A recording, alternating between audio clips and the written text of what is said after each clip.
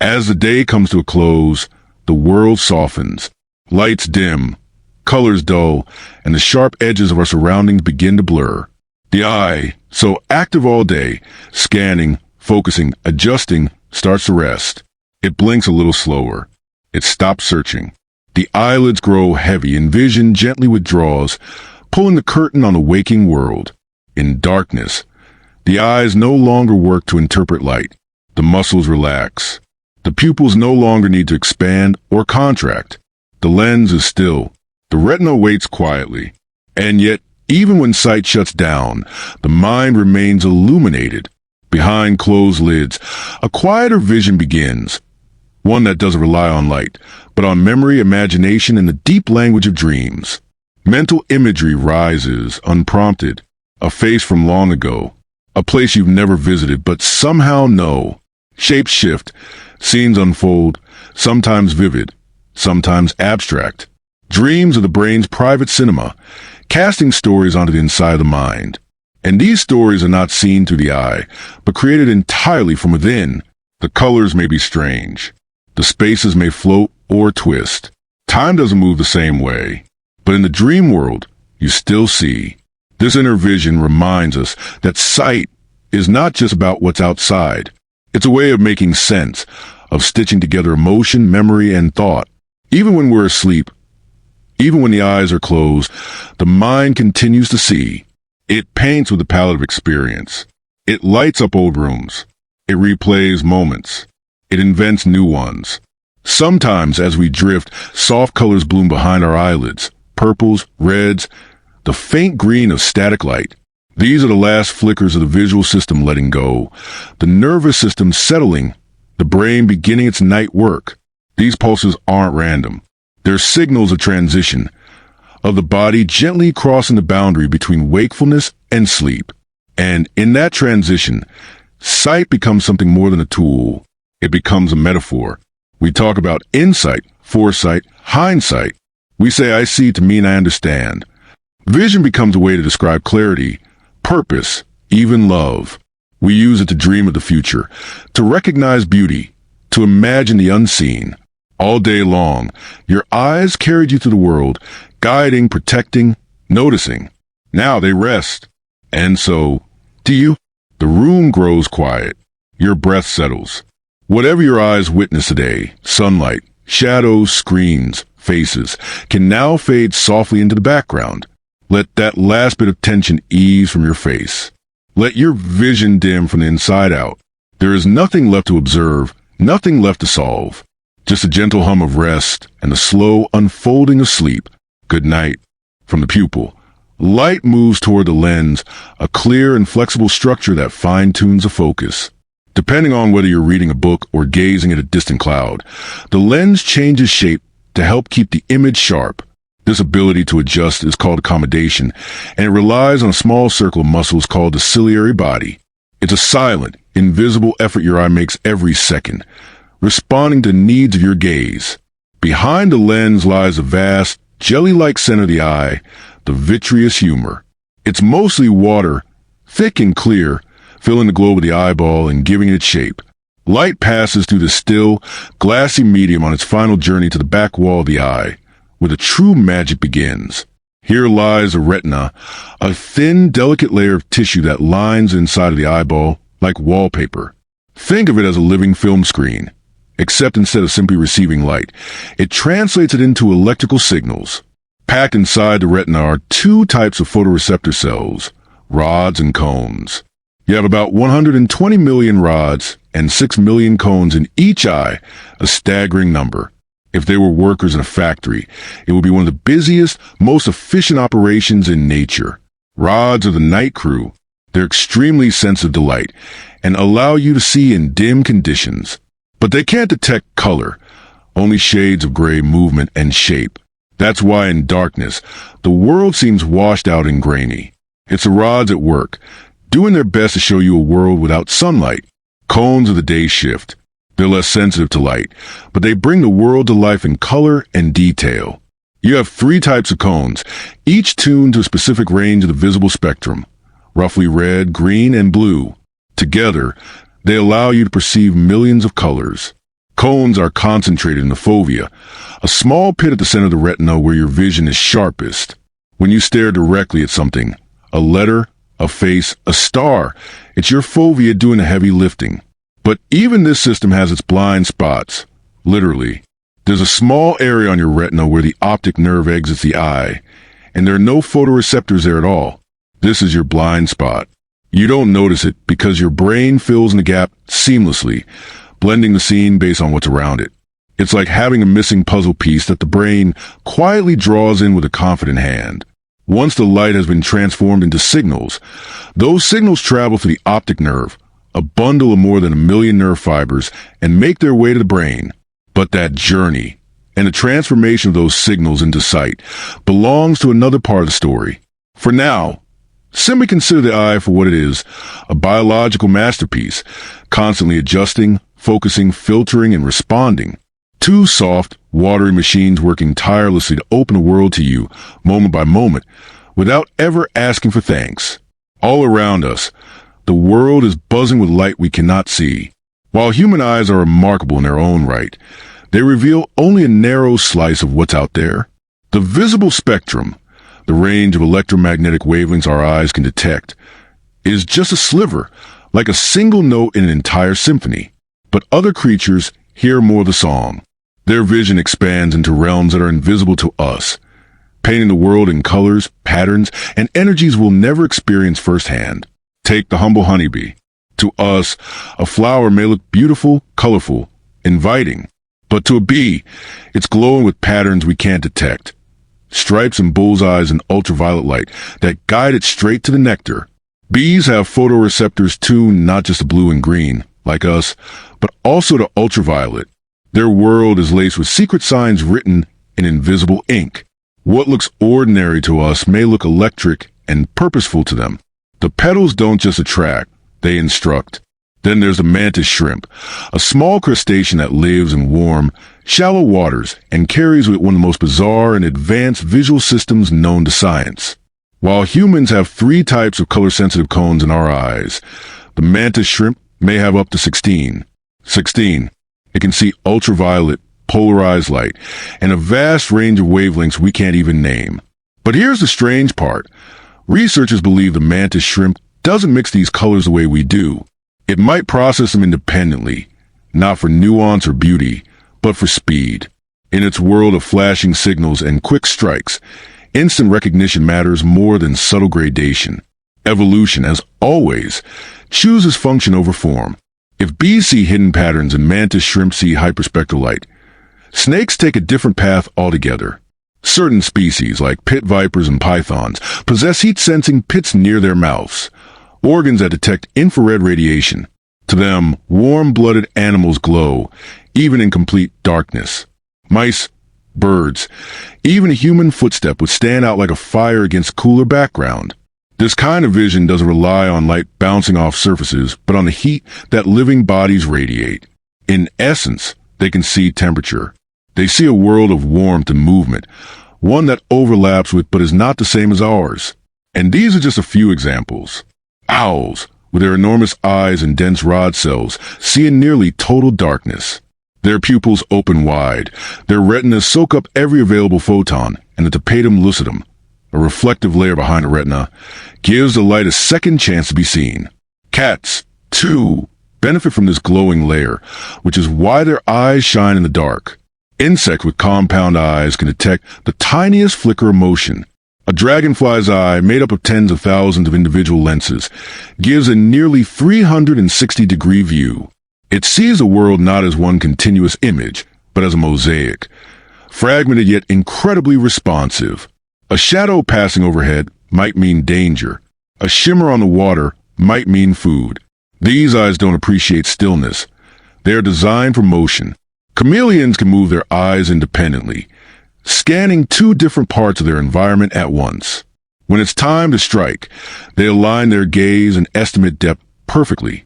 Horseshoe crabs have 10 eyes, some attuned to lunar cycles and tides. Deep-sea creatures glow with bioluminescence, and their prey has evolved to detect those faint flickers in an eternal underwater night. To imagine how these animals see the world is almost impossible. Their perception is not just wider, but different. They live in parallel visual realities, full of light and energy we'll never know. Yet somehow they navigate, hunt, mate, survive, all by seeing what we cannot. The lesson is simple, humbling, profound. Vision is not one thing. It's not fixed, not final. It is a shape-shifting sense, adapted and specialized, born again and again in wildly different forms. Our eyes are just one version of what it means to see. When we think about seeing, we often imagine it as something that happens in the eyes. But in truth, the eyes are only the beginning. They collect light, yes, but they don't make sense of it. They are gatherers, not interpreters. The actual act of seeing, of understanding, recognizing, and experiencing what lies before us, happens somewhere else entirely. It happens in the brain. The journey begins when light enters the eye and is focused onto the retina. Their photoreceptor cells convert photons, tiny packets of light, into electrical signals. These signals pass through layers of retinal neurons, are bundled into the optic nerve, and then begin their silent, rapid journey into the brain. The optic nerve is not a single wire, but a thick cable made of more than 1 million individual fibers, each carrying a piece of visual information from the eye to the brain. As the optic nerves from both eyes travel inward, they meet at a point called the optic chiasm. Here, some of the fibers cross to the opposite side. It's an elegant bit of neural design. Signals from the left half of the visual field go to the right side of the brain, and signals from the right half go to the left. This crossing ensures that each hemisphere receives a full, unified view of the world in front of us. From the optic chiasm, the signals continue along pathways called optic tracts, making their way to a small structure deep in the brain known as the lateral geniculate nucleus, or LGN. The LGN acts like a relay station. It doesn't just pass signals along. It organizes them, refines them, begins the first layers of interpretation. The visual data is sorted, filtered, and prepared for what comes next. And what comes next is the visual cortex, located at the back of the brain in a region known as the occipital lobe. The primary visual cortex, or V1, is the first major stop. Here, the incoming signals are mapped out with astonishing precision. Each point in your visual field corresponds to a specific region on this cortical surface. It's a map made of neurons, a neural blueprint of the outside world. But even here, the brain doesn't simply replay what the eyes saw. It begins to create. The visual cortex analyzes edges, contrast, movement, depth, and color. It looks for patterns, continuity, familiar shapes. The raw data from the eyes is not enough. The brain wants meaning. From V1, the information fans out to other visual areas, V2, V3, and beyond, each specializing in a different aspect of sight. One region might focus on motion, another on color, another on object recognition. Some areas are even dedicated to interpreting faces, allowing you to recognize a friend at a glance or read emotion in a stranger's expression. And throughout all of this, something profound is happening. The brain is not passively watching. It is actively constructing your visual reality. It fills in blind spots. It smooths over flickers. It guesses what should be there when information is missing. Perception is not a mirror. It's a masterpiece painted in real time. A landscape composed of signals and memories, experience and assumption. This is why two people can look at the same scene and see different things. Why your mind can be fooled by illusions. Why you can picture something vividly with your eyes closed. Seeing is not just a registration of light. It is the brain telling a story, moment by moment, based on what it knows, what it expects, and what it has learned over a lifetime. So while the eyes may open the door, it's the brain that walks through it. What you see is not just what's out there. It's what your brain decides to show you. And in that decision, in that silent act of interpretation, is where vision truly happens. Color feels so real. We see it everywhere, red apples, blue skies, green grass.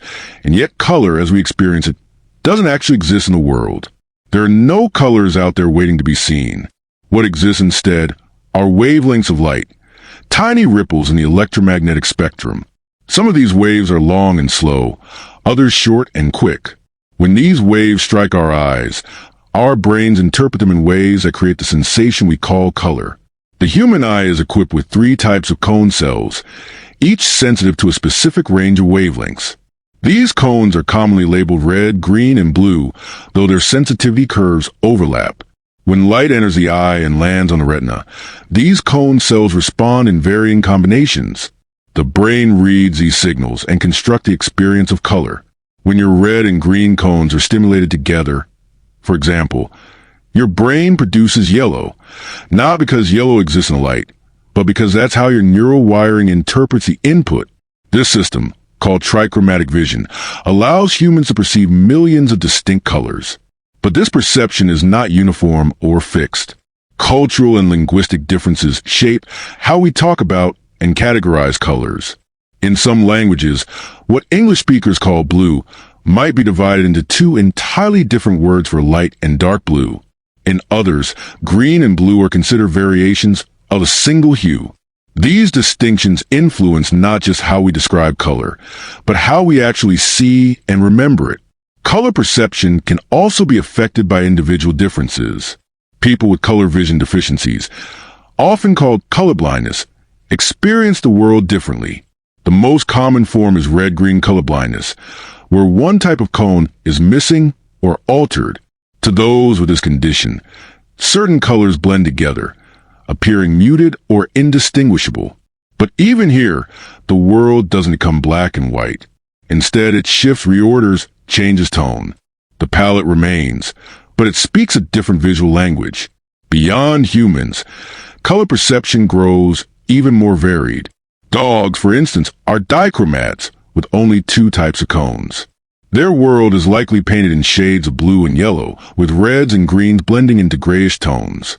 Birds, on the other hand, often possess four types of cones, including one for ultraviolet light. To them, flowers glow with patterns invisible to us. A simple patch of feathers might shimmer with hidden markings designed for mate selection or camouflage, depending on who's looking. Then there are creatures like the mantis shrimp, whose visual system includes up to 16 types of photoreceptors. The exact mechanics of how it processes color are still not fully understood, but its visual world likely includes dimensions of color beyond anything the human mind can imagine. Even within our own species, some individuals, usually women, may be tetrachromats, possessing a fourth cone type that allows for subtle distinctions in hue that most people can't see. To a tetrachromat, what looks like a solid shade of blue to others might be composed of dozens of unique variations. Color, then, is not a fixed truth. It is an internal experience shaped by biology, influenced by culture, and filtered through personal perception. It is the brain's private symphony, composed not of sound, but of light transformed into feeling. It tells us what's right, what's safe, what's beautiful. But more than that, it reminds us that the world we see is only one version of what's really there. From the moment early humans left their handprints on cave walls, we've used sight not just to perceive the world, but to shape it. Visual culture is woven into the entire story of our species. We make marks, build forms, wear patterns, craft symbols, not just survive, but to express. The eye, it turns out, is not just an organ of observation. It's a messenger of emotion, a tool of memory, a gateway to understanding, and a deeply human channel for creativity. Art began as pigment on stone. Animals, handprints, abstract shapes, early attempts to communicate something deeper than words. Over time, these primitive images evolved into murals, sculpture, painting, photography. In every culture, across every era, people have turned to the visual to explain their beliefs, celebrate their stories, and capture the fleeting. A single painting can evoke grief, joy, awe, or nostalgia, not because of what it depicts, but because of how we see. Cinema expanded this expression even further.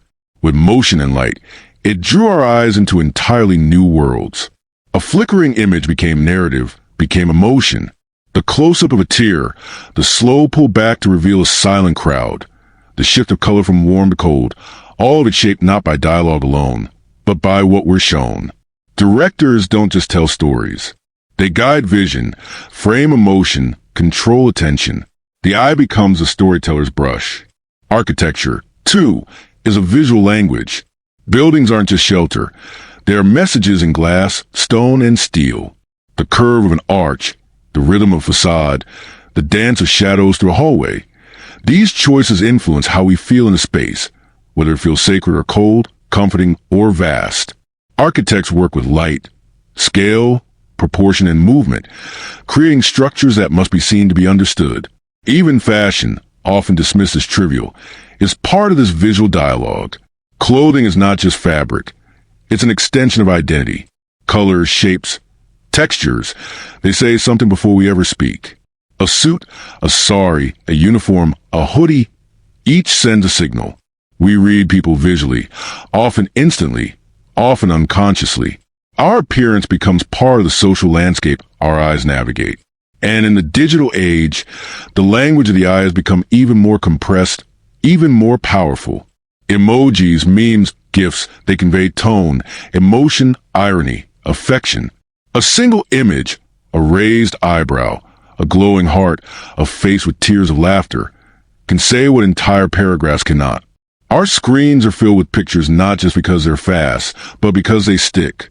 This tendency has a name, the picture superiority effect. Psychologists have found that people are far more likely to remember images than text. When you read a sentence, the brain processes it linearly. When you see an image, especially a meaningful one, it engages more the brain, emotion, memory, association. It leaves an imprint. It becomes part of the mind's internal gallery. Visual processing shapes civilization in quiet, profound ways. Maps allowed us to see the world before setting foot on it. Diagrams made the body understandable. Symbols turned spoken language into lasting record. And now, with a single glance, we can swipe through faces, places, food, memories, all presented in visual form, all designed for the eye. But the eye doesn't just absorb. It connects. Eye contact alone can express trust, fear, love, confrontation. We know when someone is watching us. We know when a glance holds meaning. Our eyes respond to another's. They mirror emotion. They invite or retreat. In this way, the eye becomes a social instrument, rich with subtlety, saturated with meaning. In all these forms, art, film, space, style, symbol, the visual continues to define what it means to be human. We are a species that looks, remembers, decorates, shares. We live in a world we designed to be seen, and in doing so, we made sight not just a sense, but a culture. Vision tends to lead. It's the first sense we rely on when we open our eyes in the morning, the one we trust the most, the one that shapes how we design our world. Stop signs are red, warning labels are bright, websites are built to catch the eye. Our brains devote more space to vision than any other sense. Nearly a third of the cortex is involved in processing what we see. But even though sight dominates, it's not the whole story. The other senses never stop working. They build the rest of the world, filling in what vision can't always provide. Hearing continues when the eyes are closed. Even during sleep, your ears stay alert. A sudden noise, a shift in rhythm, a familiar voice. These sounds can stir you from dreams. Hearing gives us awareness beyond the frame of our vision, surrounding us in a full 360-degree field. You can hear a whisper behind you, sense a room size from its echo, feel the texture of someone's mood and the tone of their voice. Smell bypasses conscious thought altogether. It travels a direct path to the limbic system, the brain's emotional center. That's why a scent can pull you into a memory before you even realize what you're smelling. Fresh bread, sun-warmed grass, an old coat, each one a key to a place you haven't visited in years. Smell roots us in time. It connects emotion to moment in a way sight often doesn't. Touch is constant. It tells you where your body ends and the world begins. It comforts, warns, soothes, alerts. A cool breeze across the skin, the weight of a blanket, the squeeze of a hand. Touch brings intimacy, safety, connection. It grounds us in the present moment to moment. Taste, too, plays its part, but only in concert with smell and touch. Without scent, food becomes muted. Without texture, it's incomplete. A crisp apple doesn't just taste like sweetness. It also crunches, cools, and smells like autumn. This brings us to multisensory integration, the way the brain weaves all the senses together into one seamless experience. Imagine eating that apple. You see its color, glossy and red. You feel its shape in your palm. You hear the crisp snap of the first bite. You taste the tart juice and smell its fresh aroma. All of that combines into a single perception. This is an apple. Take away any one sense, and the apple becomes less real, less full. Your brain doesn't treat the senses as separate. It blends them constantly, choosing what's most useful and filling the rest. This blending can sometimes lead to strange effects. Consider the McGurk effect. If you see someone's lips form the sound J while hearing sound BA, your brain may decide you're hearing the.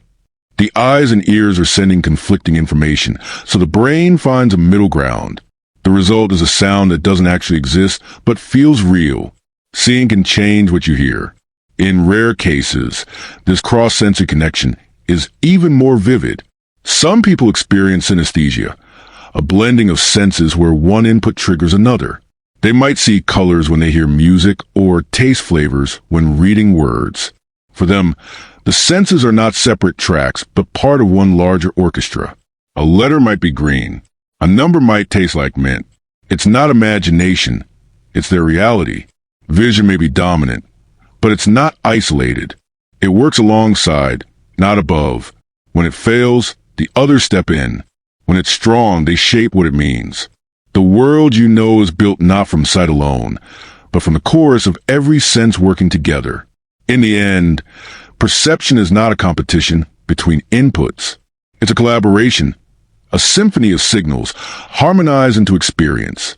To live without sight is not to live without perception. For millions of people around the world, blindness is not a void but a different way of knowing, a shift in the way information is gathered and understood.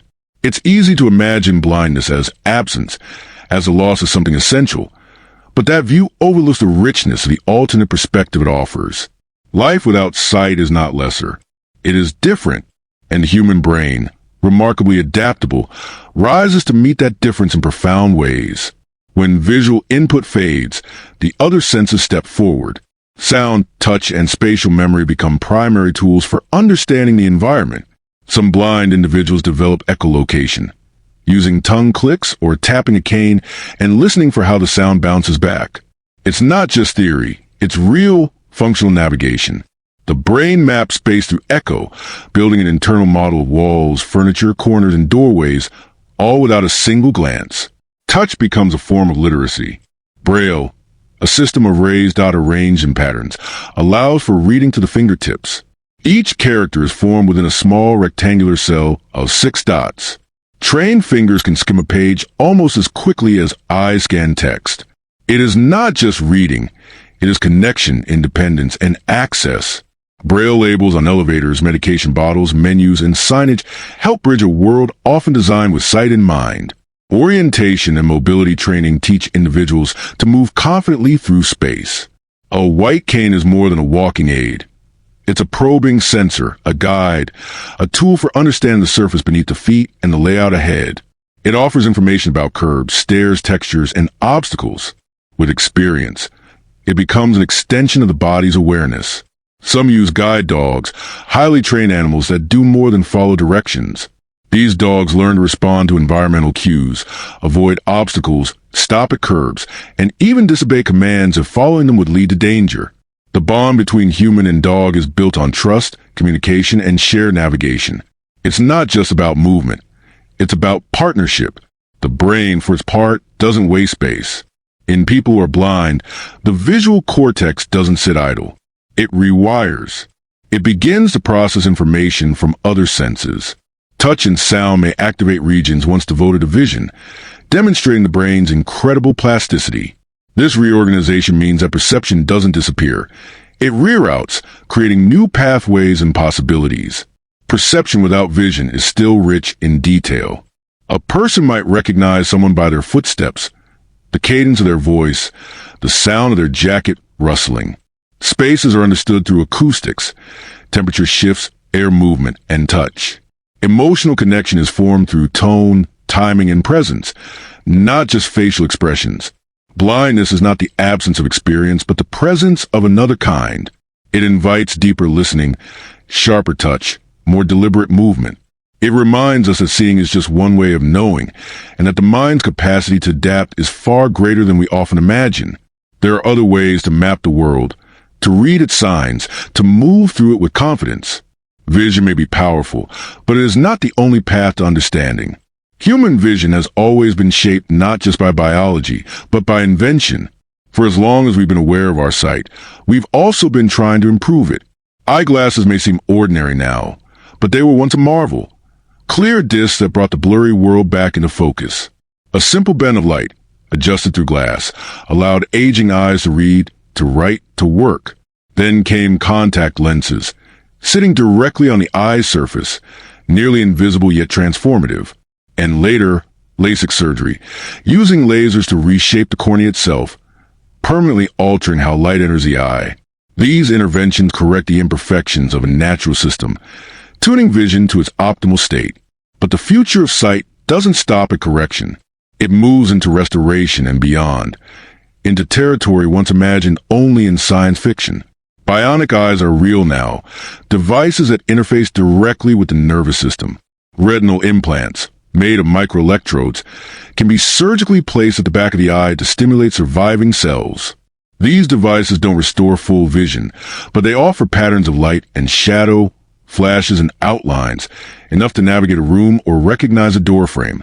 For someone who has lived in darkness, even these glimmers can mean independence. Research continues toward more advanced implants that can interpret visual information from a camera and transmit it directly into the optic nerve. Others go a step further, skipping the eye altogether.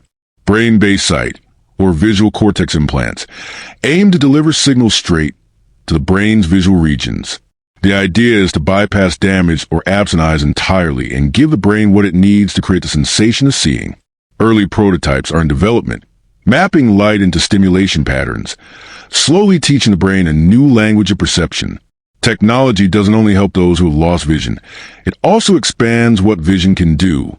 Telescopes reach deep into the sky, gathering light from stars and galaxies invisible to the naked eye. They extend sight across time itself, letting us see the past in the glow of ancient starlight. Microscopes shrink our vision inward, revealing the world of cells and molecules, viruses and bacteria, making the invisible visible. Then there's augmented reality, a merging of real and digital sight. With headsets or smart glasses, we can overlay information onto the world around us. Directions float above streets, labels appear over objects, translations hover beside foreign text. In the lab and in the marketplace, engineers are building visual layers that respond to movement, voice, even eye position. The goal is not just to show, but to interact, to make sight a two-way interface. As these technologies evolve, they raise deeper questions. What does it mean to see? If we can design new ways to send information into the brain, can we also design new forms of experience? Will future generations see in spectrums beyond our current range? Could we create vision that includes data, memory, or emotional cues? The future of sight isn't limited to restoring what's lost. It's about expanding what's possible. From handcrafted lenses to neural implants, from simple magnification to digital overlays, we continue to reshape the boundaries of perception. The human eye opened the door, but technology now walks further, building new rooms, new windows, new ways to witness the world. In doing so, we are not just enhancing vision, we are redefining it. As the day comes to a close, the world softens. Lights dim, colors dull, and the sharp edges of our surroundings begin to blur. The eye, so active all day, scanning, focusing, adjusting, starts to rest. It blinks a little slower. It stops searching. The eyelids grow heavy and vision gently withdraws, pulling the curtain on the waking world. In darkness, the eyes no longer work to interpret light. The muscles relax. The pupils no longer need to expand or contract. The lens is still. The retina waits quietly. And yet, even when sight shuts down, the mind remains illuminated. Behind closed lids, a quieter vision begins, one that doesn't rely on light, but on memory, imagination, and the deep language of dreams. Mental imagery rises, unprompted, a face from long ago, a place you've never visited but somehow know. Shapes shift, scenes unfold, sometimes vivid, sometimes abstract. Dreams of the brain's private cinema, casting stories onto the inside of the mind. And these stories are not seen through the eye, but created entirely from within, The colors may be strange. The spaces may float or twist. Time doesn't move the same way. But in the dream world, you still see. This inner vision reminds us that sight is not just about what's outside. It's a way of making sense, of stitching together emotion, memory, and thought. Even when we're asleep, even when the eyes are closed, the mind continues to see. It paints with the palette of experience. It lights up old rooms. It replays moments. It invents new ones. Sometimes, as we drift, soft colors bloom behind our eyelids. Purples, reds, the faint green of static light. These are the last flickers of the visual system letting go. The nervous system settling, the brain beginning its night work. These pulses aren't random. They're signals of transition, of the body gently crossing the boundary between wakefulness and sleep. And in that transition, sight becomes something more than a tool. It becomes a metaphor. We talk about insight, foresight, hindsight. We say I see to mean I understand. Vision becomes a way to describe clarity, purpose, even love. We use it to dream of the future, to recognize beauty, to imagine the unseen. All day long, your eyes carried you through the world, guiding, protecting, noticing. Now they rest. And so, do you? The room grows quiet. Your breath settles. Whatever your eyes witness today, sunlight, shadows, screens, faces, can now fade softly into the background. Let that last bit of tension ease from your face. Let your vision dim from the inside out. There is nothing left to observe, nothing left to solve. Just a gentle hum of rest and the slow unfolding of sleep. Good night.